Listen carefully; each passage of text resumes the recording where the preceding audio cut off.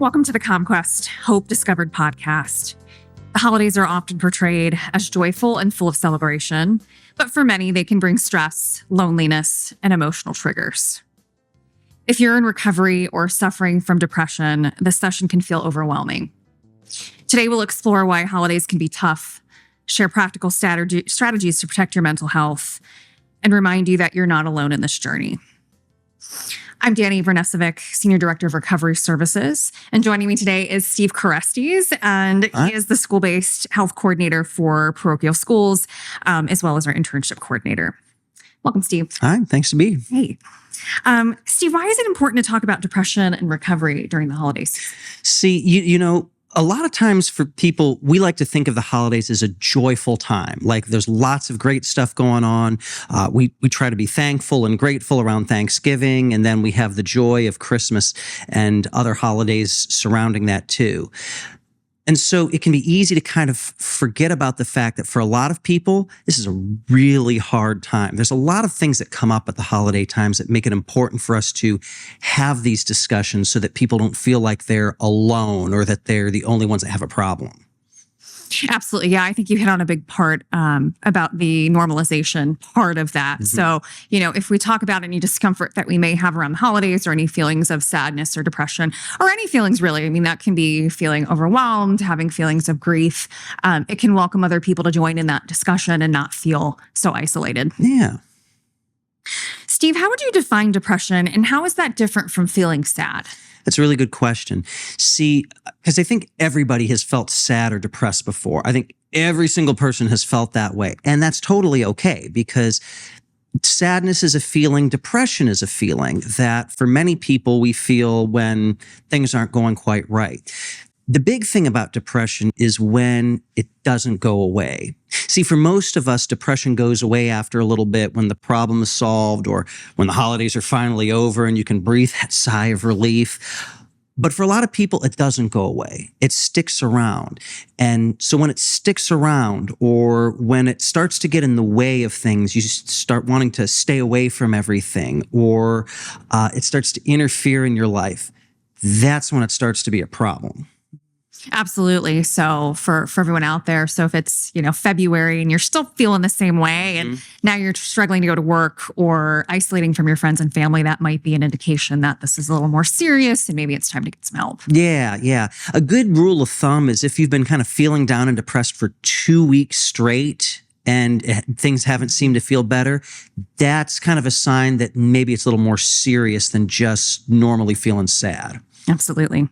Steve, why do so many people in recovery experience depression? Well, people in recovery, I think, are a lot of times struggling because it is kind of a new way of life for a lot of people. And of course, whether you're in recovery, whether you're brand new to recovery, you've been in recovery for years and years, the holidays are a time with a lot of triggers around them, a lot of things because we know just how normal it is for people to drink and party during the holidays. And this can really serve as a big reminder for folks that are in recovery of kind of what things have been like, a big source of stress, a big source of what things used to be like.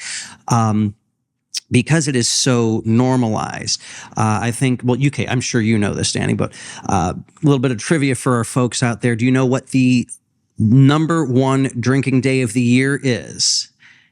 It is not, in fact, New Year's Eve, Thanksgiving Eve. Thanksgiving Eve. Thanksgiving Eve is actually the biggest drinking day of the year. And so for many people, this really does serve as a big trigger for them.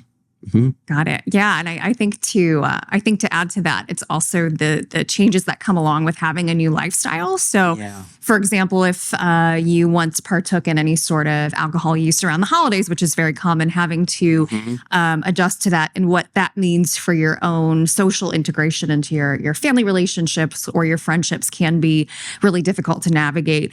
As well as if you're coming to terms with just starting to face some of, the feelings that come up for people in early recovery recovery, like guilt and shame. That can be a really hard thing to deal with during the holidays because, again, and kind of going back to earlier, there's sort of expectation to be happy, cheerful, and joyful. And we know that that's not the case for everyone. Right. Because now I got to figure out, how do I face all these people that I hurt over the years with my use and what's going on? And, are people going to believe me now that I'm in recovery? And how do I face the in-laws when I see them, Absolutely.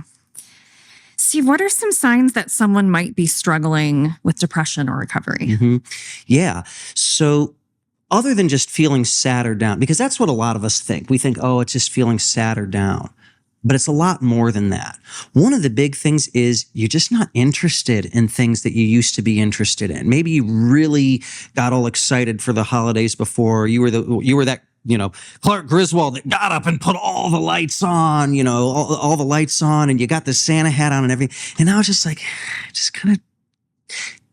just loses its luster. You don't really feel like doing it. You don't want to go to the parties. You don't want to do things like. That's a big sign too. It starts to get in the way of you notice your sleep or your eating is starting to change, or you feel tired. You don't have a lot of energy. One of the symptoms of depression that a lot of people don't always think about is being irritable and angry. Because we don't look at people that are irritable and easy to snap and go, oh, you must have depression. But actually, we know that that is a sign of depression, and that people that do kind of get on edge easily might be struggling with that too. Absolutely. Those are all good points. I would add to that too, that oftentimes it manifests through self-esteem. So if someone is verbally putting themselves down, expressing any, feelings of worthlessness, that can also be an indication that they're really struggling, because it's a reflection often of how they're feeling inside. Yeah, absolutely. What do you think the biggest challenges are that people face during the holidays? Well, I think one of the things that makes the holidays harder than usual, too, is the fact that it's so right there in front of you. And so when there are things that trigger you, there's a memory that you used to have, or even for people that suffer a loss this time of year, when there's a death or a loss of someone close to you, it's a constant reminder. It's not like you can just kind of get in your normal routine because everybody's thinking about the holidays. So you kind of can't get away from it. You can't just close the door, because as soon as you open the door, there's the lights, there's the music, there's everything. It's the constant reminder that makes this kind of year even more challenging for people that are struggling. Along with, of course, the fact that it gets dark at 4:00 in the afternoon, and it's cold, and it's right. It's already, oh my goodness, it's already almost dark here now.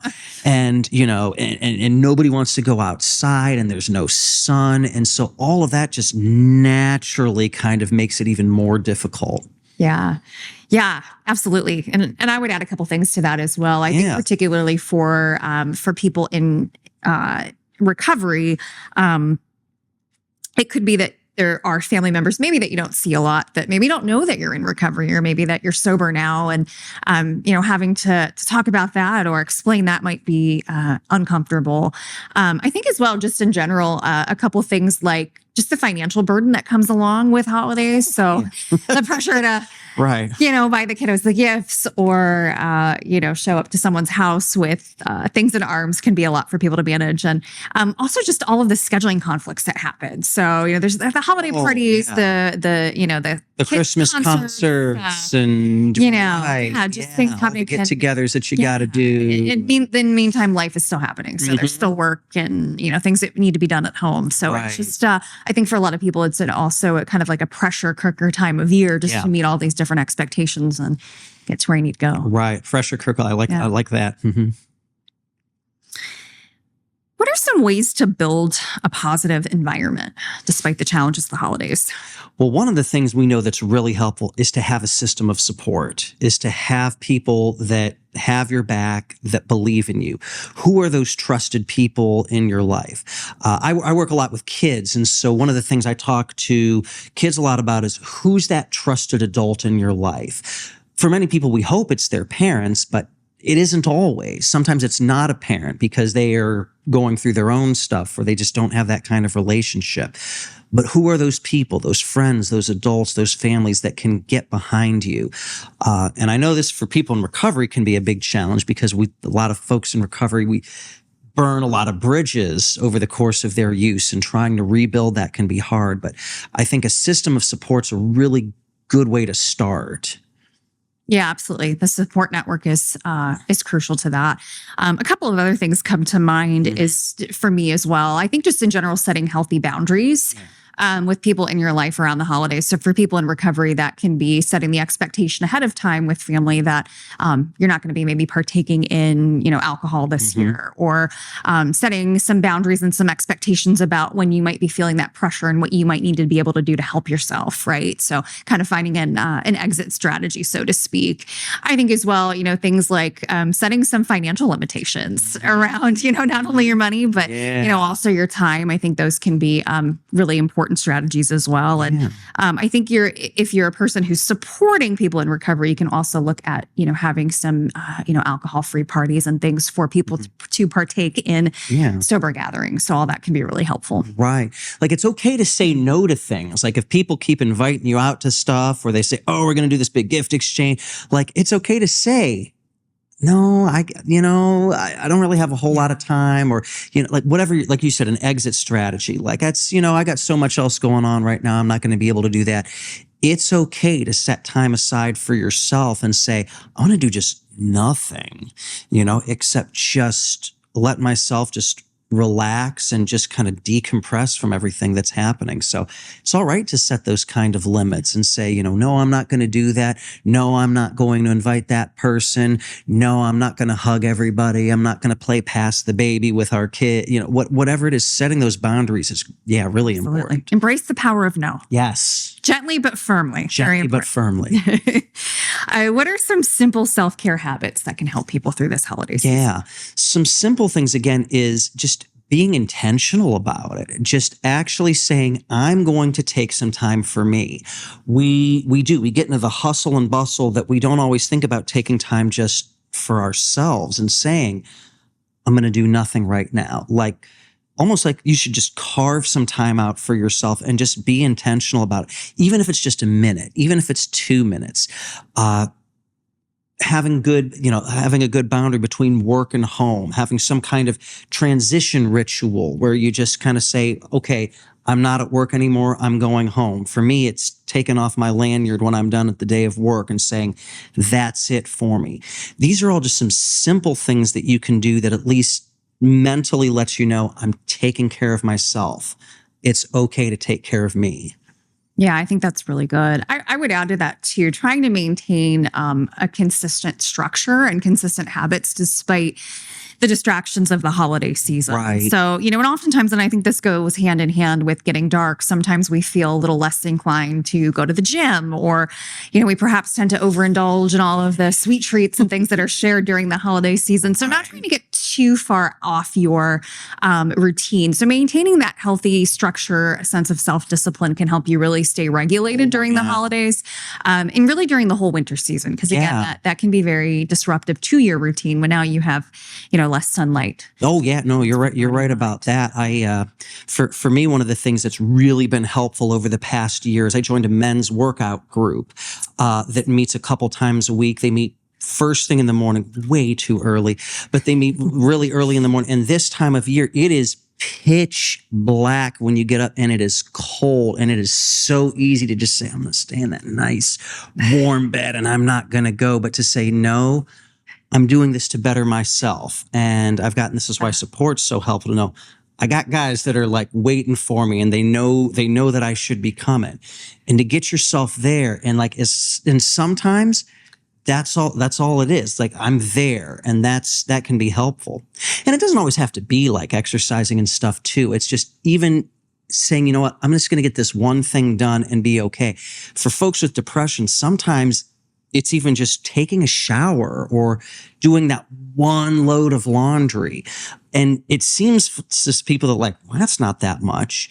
But for people with depression, It is a lot. So if you keep yourself in that structure and then just say, I did it, I mean, it doesn't sound like enough. I took a shower this morning, but like, yeah, I did something and I'm doing that to keep myself going. Yeah, I would say celebrating small wins too is a way to practice a healthy coping skill. And what I took out of all of that, Steve, was also accountability. Yes. And that can be true for all people, but I'm thinking about people in recovery, having people in your support network that can hold you accountable. So if you are facing a trigger, whether it's family dynamics or, drinking at the holiday party, that you have people that you can call, that you have people that you can connect with, knowing that you can go to a meeting, and to have that reinforcement and that accountability of, if he didn't call, he didn't show up, I'm going to check in on him. Right. Very important. Steve, I know you've had a wealth of experience in both mental health and addiction. So what coping strategies have really worked for the people that you've worked with? Yeah. So some of the things, again, it sounds cliche to say breathing, but it's true. I mean, like breathing strategies have consistently been shown to help people to really kind of calm down and reset yourself. And there's a lot of different ways to do it. I mean, it can be as simple as breathing in for 4 seconds, holding your breath for 4 seconds, breathing out for 8 seconds. I work with kids a lot, so one of my favorites to talk to them, it's called hot chocolate breathing. You pretend you're holding a nice creamy mug of hot chocolate and you smell the chocolatey goodness, and then you blow it off because it's hot. And kids really like that one. I do too, because it's hot chocolate and it's fun. I think adults would like that too, right? That's what I'm saying. Like, I think that's a good way of so sometimes it can be as simple as doing that.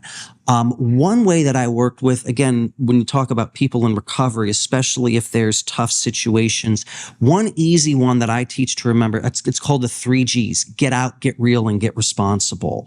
So like if I'm in a bad place, like I'm emotionally not doing well, people are making me mad, or maybe I'm at the party and I'm feeling myself triggered, I got to get out. Like, let me just step away for a minute if I need to, just take a break.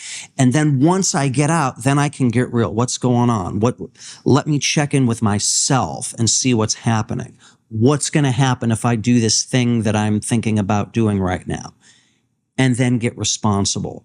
Now that I've kind of stepped out and checked in with myself, now I'm ready to get in and do the right thing. So there's a couple of things that I've found helpful with folks that I've worked with. Yeah, I would add one thing too that I found really helpful is, we know holidays are a time of traditions, and sometimes those traditions aren't always within the boundaries that we set for ourselves, whether again it's, financial, time constraints, whether it's, a person in recovery and thinking about what the holidays look like sober. Something that can be helpful is to start new traditions. So what does work within the confines of what I want my life to look like moving forward? And that could be really fun too.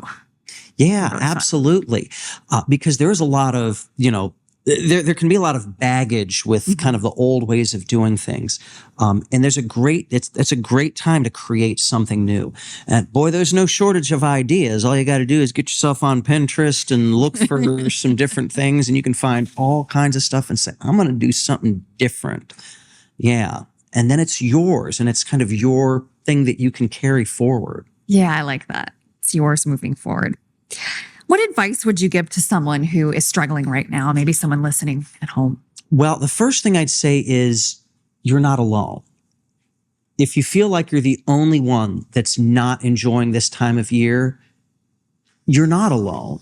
There's a lot of people out there right now that are going through the same thing. People that are struggling just to hold it together. People that are feeling like, I'm thinking about awful things. I'm thinking about death or maybe suicide, or I want to go back and relapse or use again. Like, you're not alone.